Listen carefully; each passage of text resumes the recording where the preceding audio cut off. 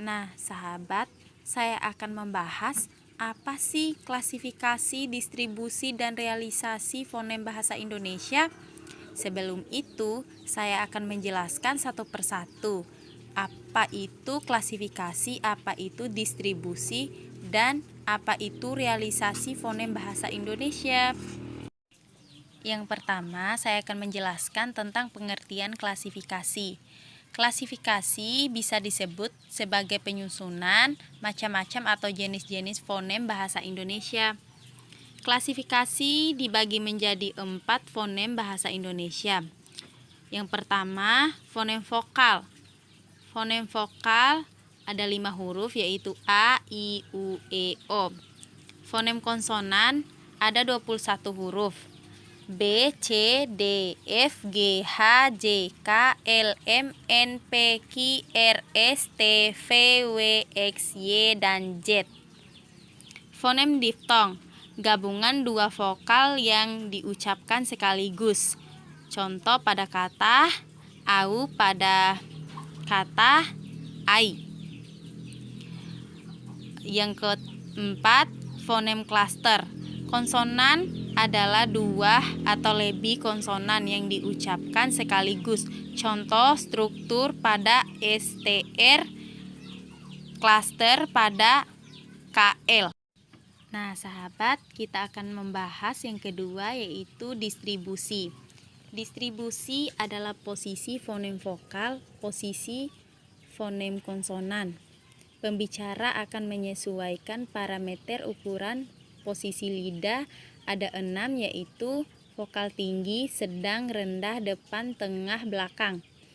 Distribusi fonem konsonan berdasarkan posisi pita suara dan artikulasi konsonan bersuara dan yang tidak bersuara.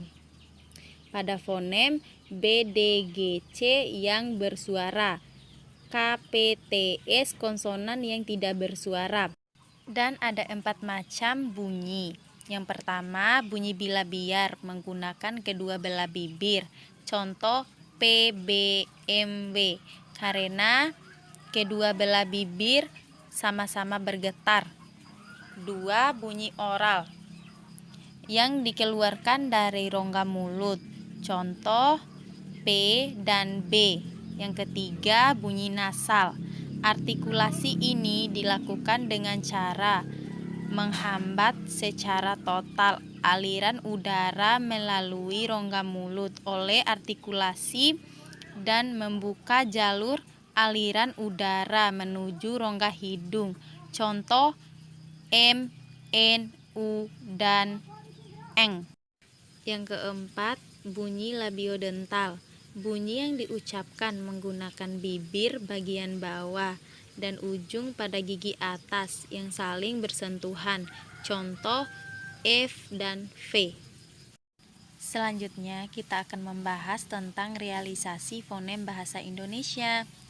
Realisasi pada fonem I mempunyai 2 macam realisasi, yaitu yang pertama direalisasikan sebagai bunyi I apabila berada pada silabel terbuka. Contoh pada kata sapi, kini, kiri. Silabel terbuka tidak hanya pada awal kata tetapi pada akhir kata juga. Apabila kita menggunakan pada fonem K, contoh pada kata pupuk, bapak, nenek. Fonem K menggunakan tanda tanya, misalnya pada kata bapak, maka fonem K akan tidak terlihat karena menggunakan tanda tanya atau disebut dengan glottal stop. Realisasi pada fonem I selanjutnya direalisasikan sebagai bunyi I apabila berada pada silabel tertutup.